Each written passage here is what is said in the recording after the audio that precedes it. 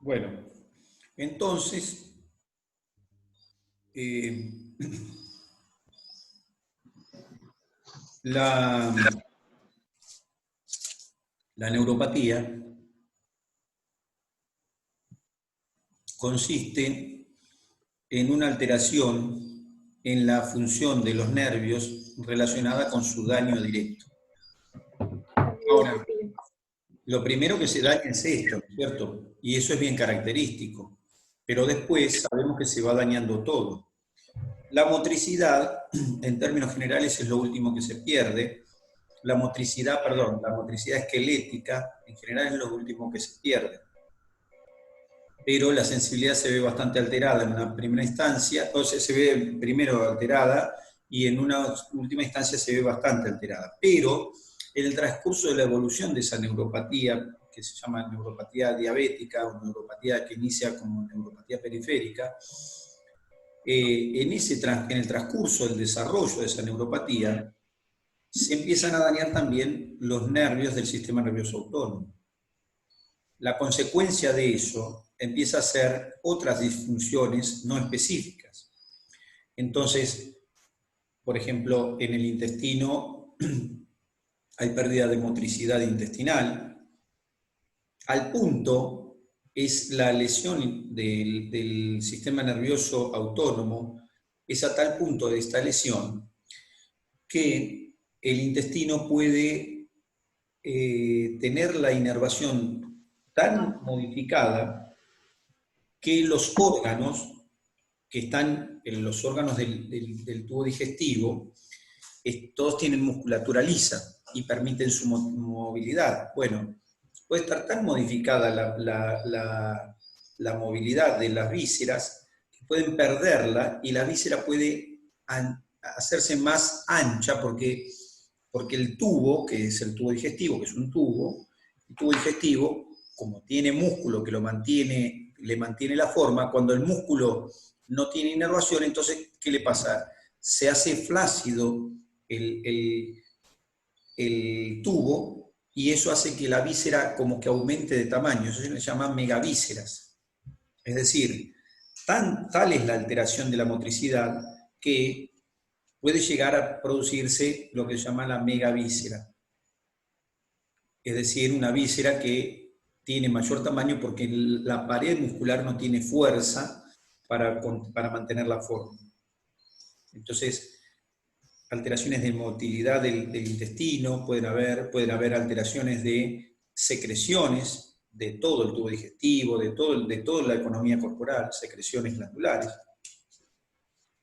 y alteraciones también autónomas que pueden modificar la reactividad de los vasos, que traen como consecuencia una tendencia, una de las causas que traen como consecuencia la hipertensión arterial. Entonces los vasos sanguíneos es decir, tienen un sistema menos para ser controlados, que es el sistema nervioso autónomo. Profe, ¿le hago una pregunta de lo diabético o lo va a seguir hablando después? Ahora sí, porque sí, Listo. o si no, pregúntame lo mismo, pero ahora te voy a No, contar. porque porque me da duda de si yo no sé, lo relacioné con un problema relacionado a todo esto de los vasos sanguíneos, cómo se contraen, como más a la circulación, pero que es como que no se dan cuenta, como pierde la sensibilidad, no se dan cuenta que quizás se lastimaron y eso es. Claro, Okay. claro.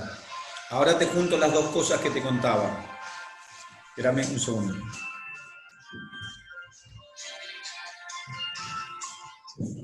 Entonces, ahora te cuento las dos cosas. Entonces, tengo alteraciones del sistema nervioso periférico, alteraciones del sistema nervioso dentro del periférico sensitivo principalmente, y alteraciones del sistema nervioso autónomo.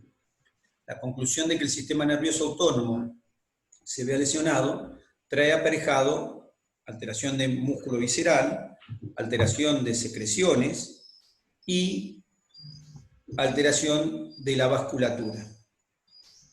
Ahora, cuando sumamos las dos cosas, cuando sumamos una alteración en la sensibilidad o en la transmisión nerviosa, y a eso le sumamos una alteración vascular por la cual los nervios periféricos no están bien irrigados, y le sumamos una alteración vascular por las cuales los órganos no están bien irrigados, órganos como piel, como músculo, como tendones, como todo lo que forma la estructura corporal, la economía corporal. Cuando sumo esto, en el pie obtengo un pequeño conjunto de cosas que hacen que no haya esto que digo, no haya sensibilidad o la sensibilidad esté modificada y haya una alteración en el mantenimiento de los tejidos. La consecuencia de esa alteración del mantenimiento de los tejidos en el pie, ¿en qué consiste? Consiste en que los vasos sanguíneos no llevan los nutrientes de forma adecuada por la angiopatía, principalmente por la microangiopatía, aunque también la macroangiopatía derivada de la arteriosclerosis también tiene que ver. Pero tengo la microangiopatía derivada del producto de glicosilación, de la acumulación de productos finales de glicosilación no enzimática. Entonces tengo, por un lado esto, por el otro lado, los vasos sanguíneos grandes que no aportan de forma adecuada, una falta de aporte y una falta de inervación. Entonces el paciente empieza a tener manifestaciones. Las primeras manifestaciones del pie diabético, ¿en qué consisten? En disestesias. Es decir, siente alterado. Después aparece el dolor. Y después empiezan a aparecer alteraciones que son variables, que son diversas, pero empiezan a afectar la piel. Entonces yo puedo ver que el diabético tiene un pie que tiene una irrigación inadecuada, es decir, se lo ve, puede tener cianosis, puede tener, es decir, cambio de coloración del pie. O sea, pueden haber entonces modificaciones en la piel, tiene cambio de color, tiene dificultad para la cicatrización, tiene propensión a las infecciones, entre los dedos, las infecciones tardan en curarse. ¿Por qué? Porque no hay una buena irrigación, no hay una buena inervación. Está relacionado con eso, la falta de capacidad para curarse. Es decir, no tiene irrigación, no tiene inervación. Un tejido que está sufriendo, tiene un sufrimiento ese tejido. Entonces, la consecuencia es que, bueno, cuando la sensibilidad puede llegar a perderse inclusive. Entonces tiene alteraciones de sensibilidad que pueden hacer que incluso el paciente, a veces pasa el diabético, que se quema un pie. Ahora cada vez se ve menos por suerte porque esto lo tenemos en la lupa, la enfermedad, pero antiguamente, no digo tan antiguamente, todavía se sigue viendo. Personas que se queman, y uno dice al diabético, ¿cuándo se quemó? Y se mira y dice, no sabía que me quemé. ¿Se entiende? Se apoya en un lugar que está caliente, no se dio cuenta que estaba caliente donde se apoyó. Se le cayó, no sé, salpicó aceite, estaba en chancleta, y ni se dio cuenta que salpicó el aceite. ¿Se entiende? Y se quemó y ni se enteró. Entonces, alteraciones de sensibilidad que pueden llevar incluso a la falta total de sensibilidad de los miembros. Entonces, el pie no tiene buena irrigación, no tiene buena inervación, y entonces que la inervación está relacionada también con la inervación de los vasos sanguíneos.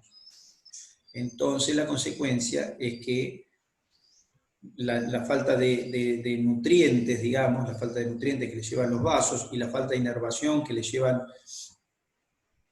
también, que modifican la actividad de los vasos y que llevan además, por ejemplo, para el músculo, llevan la funcionalidad, la falta de esto es lo que hace que el tejido pueda morirse.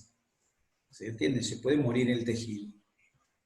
Entonces, habitualmente se lo asocia solo con el problema vascular, pero no es solo un problema vascular, es un problema vascular y nervioso. Y el tejido se puede morir, por ejemplo, de forma superficial y pueden producirse úlceras. O puede pasar al revés, que empiece de abajo el proceso en la profundidad y se abra hacia arriba como una úlcera. Eso no se llama úlcera, se llama mal perforante, que a veces parece, uno dice, mirá, tiene una úlcera, y no es una úlcera.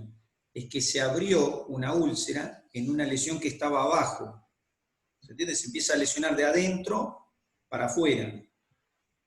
Entonces uno lo ve y le parece que la lesión vino de afuera para adentro. Dice, ah, mirá, se ulceró y ahora está en la profundidad de la lesión, y no era así. Era algo, uy, se me abrió la piel de la nada. No, no se abrió de la nada. Es que adentro hay una úlcera. Adentro del tejido está el necrótico, está lesionado, y se abrió hacia afuera. Mal perforante se llama eso.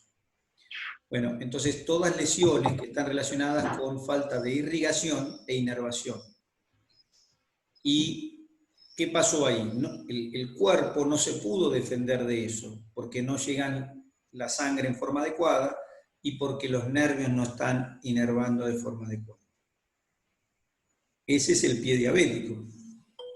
El pie diabético es un pie que tiene dolor en bota, que tiene cambios de coloración en la piel, que se lesiona con facilidad, que tiene lesiones que aparecen espontáneas de afuera para adentro, de adentro para afuera. Ese es el pie diabético. Y bueno, que está relacionado con estas cosas que vimos. No es un órgano aparte que le pasó algo diferente que al resto de la población del cuerpo. Lo que pasa es que al estar distal, tiene mayor facilidad para la afectación vascular y nerviosa. ¿Está bien? Pero no es que es ajeno a otra parte del cuerpo. No. Es lo que le pasa a ese pie por estar más distal. La culpa de él que fue que estaba abajo, que estaba en el sur, digamos. Pero no tenía que ver con otra situación. ¿De acuerdo? Lo demás le pasó lo mismo que al resto del organismo, se tradujo en esto. El cuidado siempre consiste en ir verificando que no hayan lesiones, por supuesto, pero lo principal de ahí es verificar cómo está la permeabilidad de los vasos sanguíneos, y cómo está la sensibilidad de ese pie. Digamos, ese es el cuidado que hay que tener, está relacionado con eso. Pero, en última instancia, igual el cuidado siempre tiene que ver con mantener los niveles de glucemia bajos a lo largo de la vida. Porque, en última instancia, esas complicaciones provienen de la utilización de la vía de los polioles y de los productos y la acumulación de productos finales de glicosilación enzimática. ¿Se entiende? O sea que ese es el pie diabético. ¿Por qué se lo amputan a veces? ¿Por qué qué? Se le cortan el pie. Se amputan, sí. O el dedo. Claro, lo que fuera, claro. Cuando el tejido cuando el tejido se muere, hay que sacarlo. No se puede dejar el tejido muerto. Ah, ok. Se muere el tejido, se necrosa, se muere literalmente. Se muere por esto, falta de irrigación se le suele asociar, pero es irrigación e inervación. Y ese pie, ese dedo, por ejemplo, ¿cómo? ¿El riesgo de gangrenosis o gangrena en ese pie, por si se lo sacan? Una gotita más fuerte. Porque el pie está en gangrena. Claro, la gangrena es el estado, se le llama gangrena a esa muerte en la que no hay irrigación, es decir, es el estado final. Pero igualmente, aunque no haya llegado a la gangrena ese pie, hay momentos en que hay que amputarlo antes de la gangrena, pues ya se sabe que viene. La gangrena es el producto final de lo que pasó. Es lo que llegó, el final total. Y por supuesto sí hay que amputarlo porque los tejidos muertos, los tejidos necróticos, producen daños mayores en el organismo. Primero que se va necrosando lo que está al lado, pero además los productos generados por el proceso de muerte celular gangrenoso, localmente, o sea, dañan los tejidos locales adyacentes, pero además pueden producir daños a nivel general. E incluso pueden producir daños vasculares, es decir, un tejido necrótico que empieza a ir por la sangre, y entonces, nada, los endotelios no son, los endotelios son sensibles a cualquier porquería, por llamarle de alguna manera, que ande por la sangre. Entonces esos tejidos a los cuales son sensibles hace que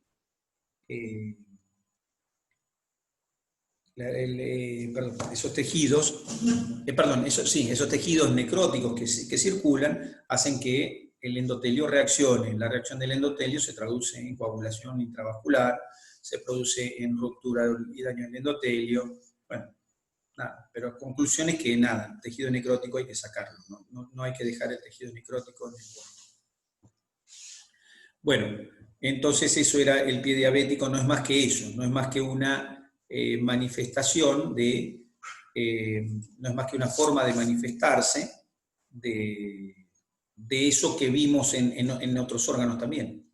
O sea, no es que es una cosa aparte. ¿Se entiende? Bien, entonces, bueno, hemos visto ahí las alteraciones a largo plazo. Es decir, la pregunta entonces es, ¿por qué no queremos las glucemias elevadas? ¿Porque la persona está más dulce? No las queremos porque no queremos que el paciente desarrolle complicaciones a largo plazo. ¿Pero qué? ¿Y si tiene una hipoglucemia? Bueno, esa es una de corto plazo. Veremos que ahora conversamos una palabra de eso, pero lo que no queremos son las de largo plazo. No queremos las complicaciones de largo plazo, y como no las queremos, porque son estas, son el pie diabético, son la neuropatía, la nefropatía, la retinopatía, la hipertensión, que me faltó una palabrita, otro proceso a largo plazo es la hipertensión, derivado también de la hialinosis, es decir, de la acumulación de los productos de glicosilación avanzada, más los que atrape el vaso sanguíneo en la pared del propio vaso, sumado a el atrapamiento de lipoproteína,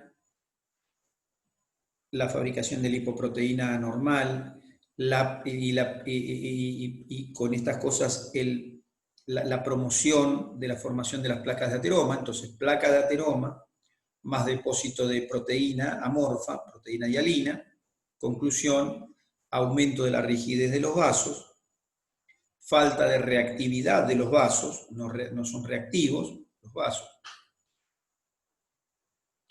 La conclusión, hipertensión arterial. Entonces, diabetes se asocia con hipertensión no por una casualidad, se asocia porque hay daño vascular en los grandes vasos también en la diabetes. ¿Está bien? Entonces tengo hipertensión y, por supuesto, hipertensión con o sin, perdón, hipertensión y aterosclerosis, os diría al revés, aterosclerosis con o sin hipertensión, cardiopatía isquémica. Por eso los pacientes diabéticos tienen propensión a la cardiopatía isquémica.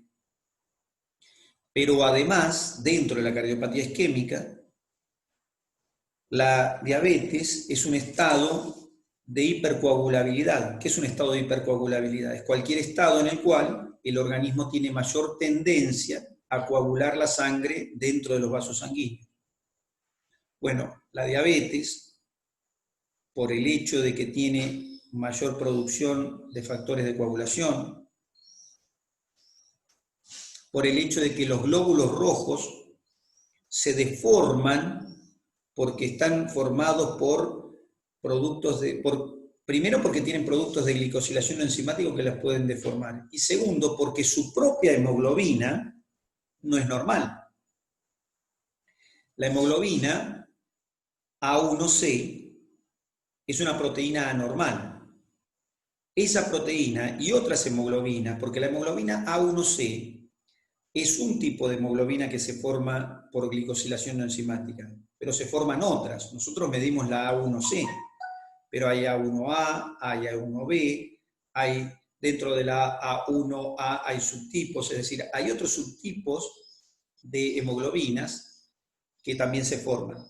Pero la conclusión de esto no me interesa analizar los subtipos de hemoglobina. Lo que me interesa es que las hemoglobinas anormales producen deformación del glóbulo rojo. Las deformaciones del glóbulo rojo lo hacen más adherible. Adherible, ¿qué significa? Significa que se adhiere, se unen entre sí los glóbulos rojos, ¿sí? Que se pueden juntar entre ellos los glóbulos rojos, Y eso da una mayor propensión, sumado a que las plaquetas también tienen mayor propensión a adherirse al endotelio y a formar, o a iniciar la coagulación, es el hecho de que el glóbulo rojo esté deformado, ayuda a que el coágulo se forme con mayor facilidad. Es decir, hay un estado de hipercoagulabilidad por donde se lo mire en la diabetes. Bien, entonces, los estados de hipercoagulabilidad también son una complicación, que no sé por qué lo estaba diciendo, porque estaba diciendo hipertensión. Ah, sí, los estados de hipercoagulabilidad hacen que estos pacientes, dentro de lo que es la cardiopatía isquémica, obstrucción fija, sean mucho más propensos a tener la trombosis agregada. Por eso suelen tener infartos tempranos. Porque dijimos cuando hablamos de infarto que la forma más común en que se producía el infarto era un trombo local que se asentaba sobre una placa de ateroma.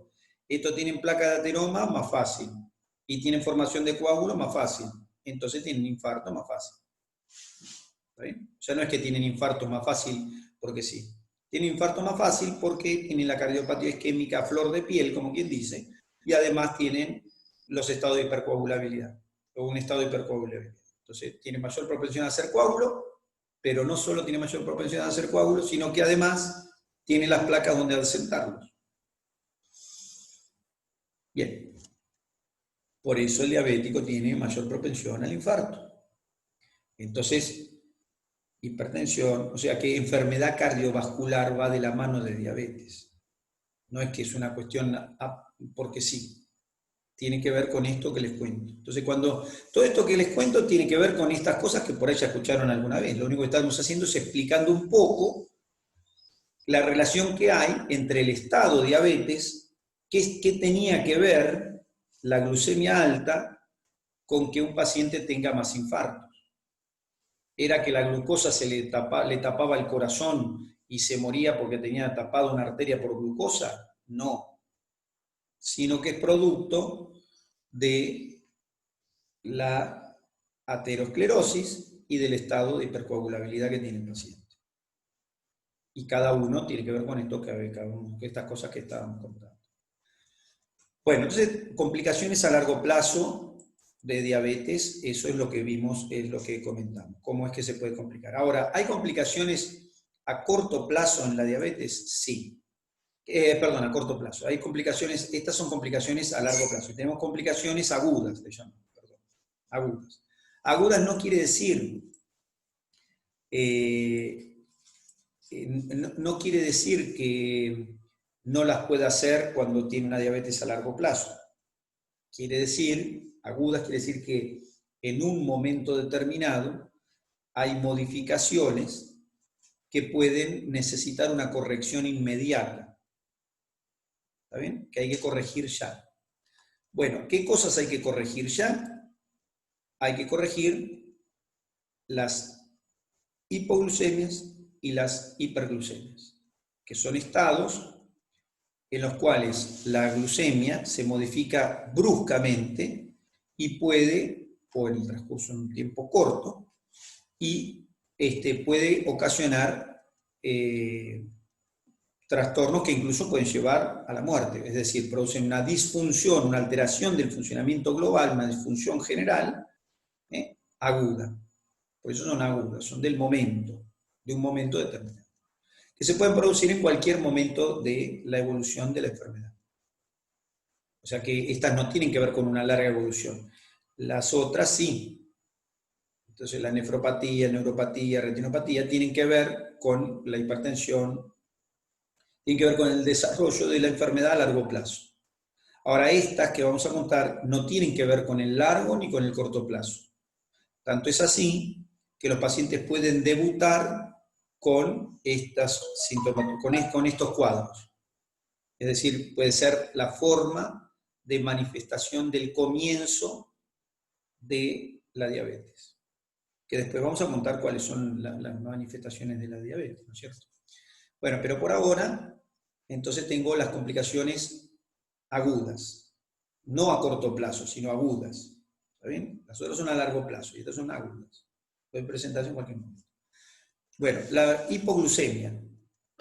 ¿En qué consiste la hipoglucemia? Hablamos una palabrita más y ya hay 20 y cortamos, ¿está bien? Así hicimos 1 hora y monedita, está bien. Decíamos, ¿qué es una hipoglucemia? Una hipoglucemia es un cuadro en el cual justamente de forma repentina, en un corto periodo de tiempo, las glucemias bajan lo suficiente como para producir sintomatología. Entonces, primero tenemos que aclarar cuáles son los niveles de glucemia normales, porque eso no lo hicimos, mal hecho, porque teníamos que haberlo hecho al principio.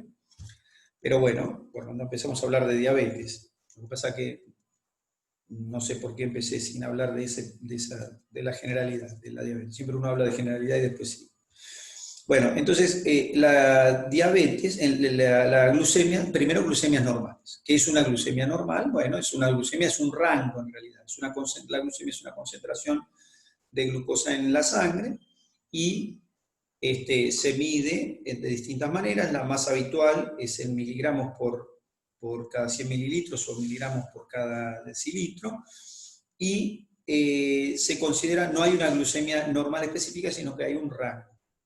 Los rangos fueron variando a lo largo de la historia de la vida, es decir, los rangos fueron cambiando. El rango actual dice que por debajo de 60 consideramos que la glucemia está baja, es decir, que el rango tiene que estar por arriba de 60 miligramos por decilitro, ese es el rango de la glucemia, y por debajo de 110 miligramos por decilitro. ¿Está bien? Ese es el rango que consideramos normal de glucemia. Perfecto. Cuando las glucemias se encuentran por debajo de esto, entonces decimos que la persona tiene una hipoglucemia. No dice, decir hipoglucemia no dice el número. O sea que decir hipoglucemia no me aclara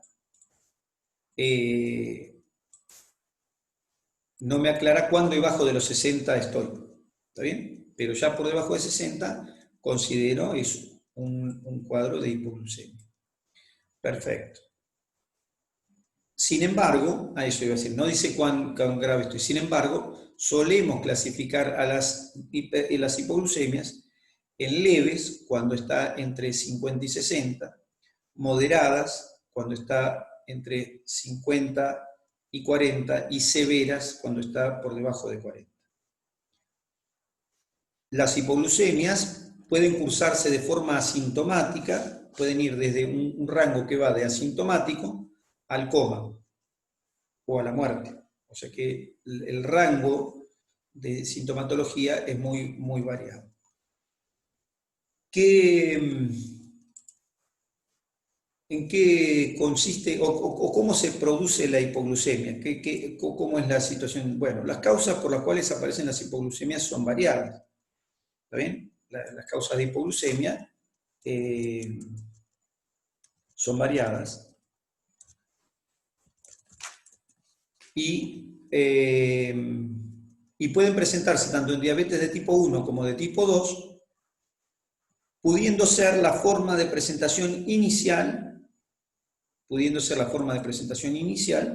de las diabetes. En la de tipo 1 suele ser una forma de presentación en niños, una forma de presentación de inicio de la diabetes. O sea que no es raro que los chicos inician con una hipoglucemia como sintomatología.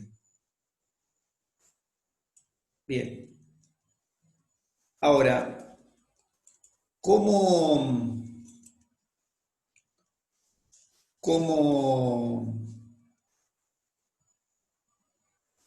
estoy pensando en otra cosa? Estoy pensando en lo que tengo que hacer ahora. Bueno, cortamos ahí, porque estoy pensando en que tengo que ir al banco y dale, me tengo que ir corriendo antes que el banco se me cierre. Dale, nos vemos mañana a la noche, mañana a las 20. Dale. Bueno, profe, gracias. Hasta mañana. 21 mañana. 21, sí, por 21, favor. listo, 21, no hay ningún Listo. problema. 21 Gracias. Chau, profe. Chao. Chao. Bueno, vamos a hacer eso porque si no...